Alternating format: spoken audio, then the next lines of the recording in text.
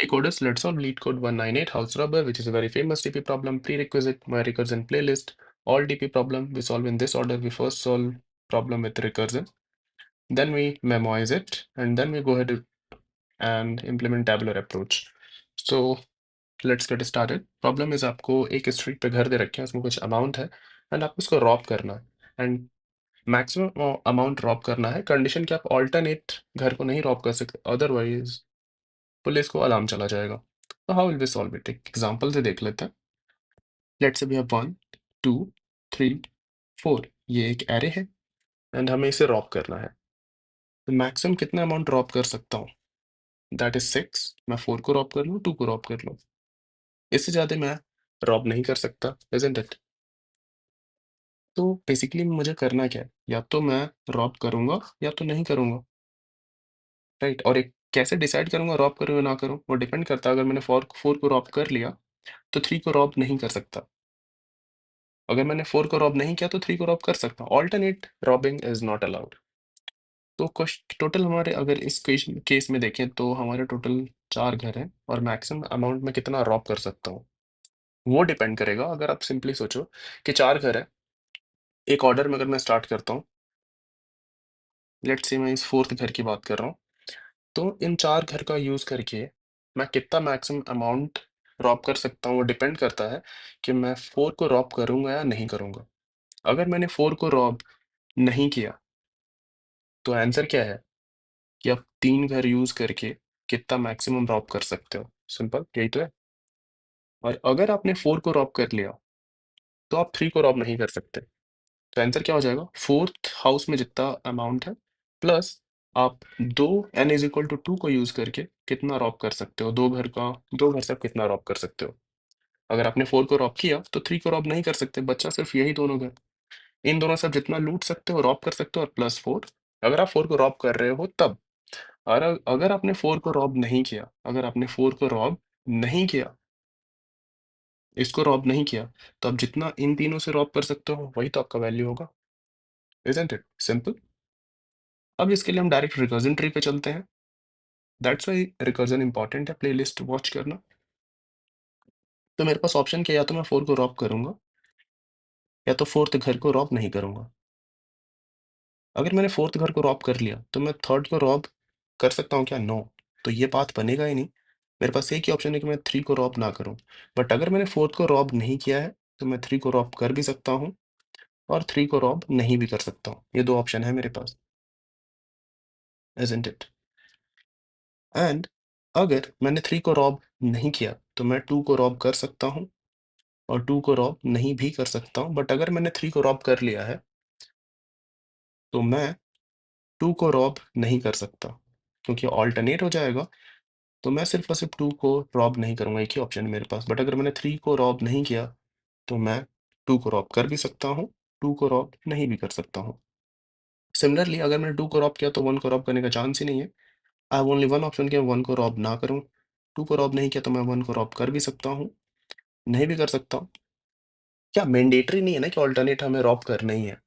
मैं तो मेरे पास ऑप्शन है कि मैं रॉब कर भी सकता हूँ और नहीं भी कर सकता हूँ। अगर मैंने 2 को रॉब कर लिया तो मैं 1 को नहीं करूँगा, और 2 को नहीं किया तो 1 को कर भी सकता हूँ और 1 को नहीं भी कर सकता हूँ, राइट? तो ये क्या था यहाँ पे n इज इक्वल टू 4, कि 4 घर अगर है हमारे पास उसका यूज करके मैक्सिमम कितना रॉब कर सकते हैं वो डिपेंड करता है 3 पे। एंड सिमिलरली यहाँ पे n हमारे कितना, टोटल 2 घर है, यहाँ पे कितना है, टोटल एक घर है। इसके बाद अगर रिकर्जन कॉल हो जाता तो हमारा क्या हो जाएगा? 0 घर, राइट? अगर आपके पास 0 हाउस अवेलेबल है तो आप कितना अमाउंट लूट कर सकते हो? That is 0। तो यही हमारा क्या है? बेस केस है, राइट? कि अगर मेरा नंबर ऑफ हाउसेज 0 है तो आपका आंसर 0 होगा। और अब सिंपल अगर प्रॉब्लम देखो, it's boils down to simple thing कि हर पाथ में मुझे क्या करना है, हर एक पाथ से मुझे मैक्सिमम रॉब्ड अमाउंट निकाल लेनी है। तो एक जो ट्री बन रहा है उसमें जितने को आपने रॉब करा है, in this example we have robbed 4 and 2, it will give 6। इसका सम ही तो चाहिए हमें। और अगर आप और भी थोड़ा ऑब्जर्व करो तो सिंपली क्या है, ये सबसेट प्रॉब्लम ही है। या तो मैं पिक करा हूं या तो पिक नहीं करा हूं, पिक नहीं करा हूं, राइट? यही दो चीज करा है। बट चेंजेस क्या है कि अगर मैं T4 पे हूँ, अगर मैंने T4 को ड्रॉप किया है, पिक किया है, तो मैं सिर्फ और सिर्फ एक ही ऑप्शन है कि मैं 3 को पिक ना करूँ, और सबसेट में क्या होता था, यहाँ एक और बनाया कि मैं 3 को भी पिक कर सकता हूँ। यही चेंजेस है बस, बाकी तो सेम ही प्रॉब्लम है। तो अगर मैं रिकर्सिव फॉर्मूला अगर लिखने का ट्राई करूँ इसका 1 2 3 4 जो हमने डिस्कस किया अभी, कि अगर मेरे पास 4 घर है तो मैं मैक्सिमम अमाउंट कितना लूट सकता हूँ, वो डिपेंड करेगा कि क्या मैं इस लास्ट घर को लूट रहा हूँ कि नहीं लूट रहा हूँ। अगर मैं नहीं लूट रहा हूँ, तो जितना मैं इसे लूट पाऊँगा that is the value. It can be either T of n-1, या फिर अगर मैं इसको लूट ले रहा हूँ, अगर मैं इसको लूट ले रहा हूँ, तो मैं इसको तो नहीं लूट सकता, बट बाकी जो n-2 घर बचे, उससे जितना मैं लूट सकता हूँ वो मेरा आंसर होगा, comma nums of n-1 plus T of n-2। इन दोनों में से जो मैक्स है वही मेरा आंसर होगा Tn के लिए। This is the formula. और ये n-1 क्यों है?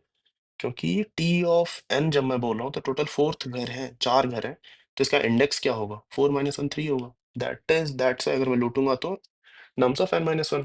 परफेक्ट। ये होते बेस केस मिलते, प्रॉब्लम सॉल्व। बट एक चीज अगर आप ऑब्जर्व करो, चलो वो इम्प्लीमेंट करते टाइम डिस्कवर करेंगे। So house robbing practice will go here.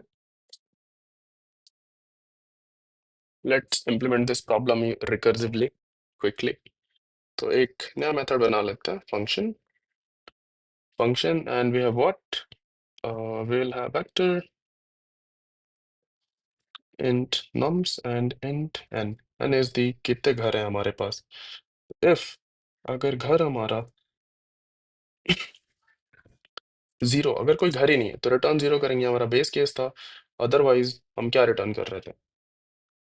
Simply या तो मैं उसको पिक कर ले रहा था, अलग से लिख लेते हैं, या तो मैं अगर मैं उसको पिक कर लूँ या फिर रॉब कर लूँ, कुछ भी आप लिख लो। पिक कर लूँ तो क्या होगा? That is nums of n-1 plus function of n-2 and n। That's all. और अगर मैं नॉट पिक करूं, उस अमाउंट को पिक नहीं करता हूं, तो मेरा आंसर क्या होगा? Simple, function n-1 and nums and n-1, isn't it? End end में आपको रिटर्न क्या करना है? मैक्स ऑफ पिक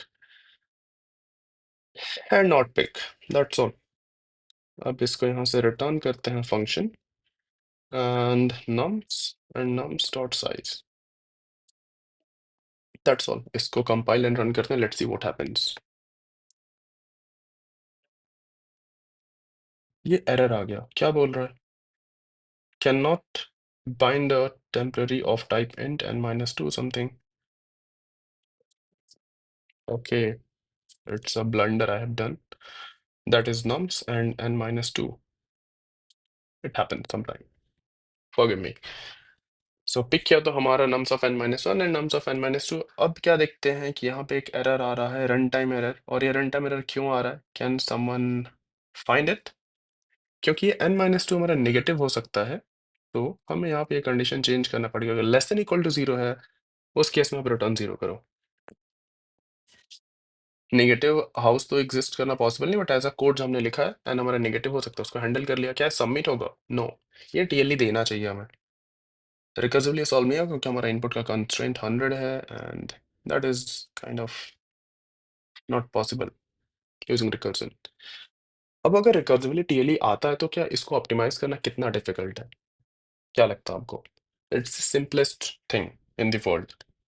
आपको सिंपली क्या देखना है, ये जो हमारा फंक्शन बना है उसमें कितने वेरिएबल पैरामीटर्स है? एक ही है जो n, जो कि वेरिएबल है। तो n साइज का हम क्या करेंगे? एक वेक्टर बना लेंगे, वेक्टर इंट और डीपी साइज हमारा होगा 1 + n, एंड सबको नेगेटिव 1 से इनिशियलाइज कर देंगे।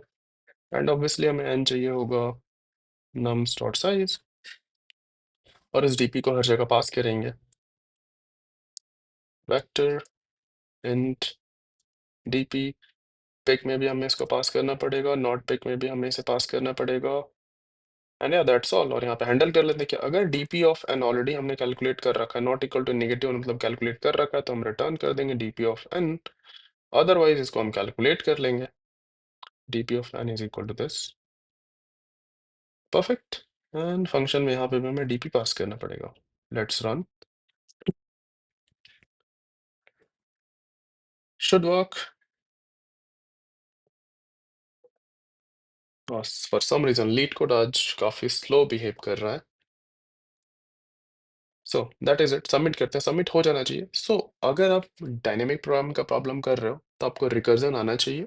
और अगर अगर आप बिना रिकर्जन करे आप डीपी का प्रॉब्लम सॉल्व भी कर पा रहे हो ना, तो आपका कॉन्सेप्ट कभी बिल्ड और क्लियर नहीं हो पाएगा। तो मेक श्योर कि आप रिकर्जन का प्लेलिस्ट कंप्लीट करके फिर इस पे आओ। एंड या, enjoy, happy learning. Give us a thumbs up if you like this video and subscribe to this channel. Take care. Bye bye.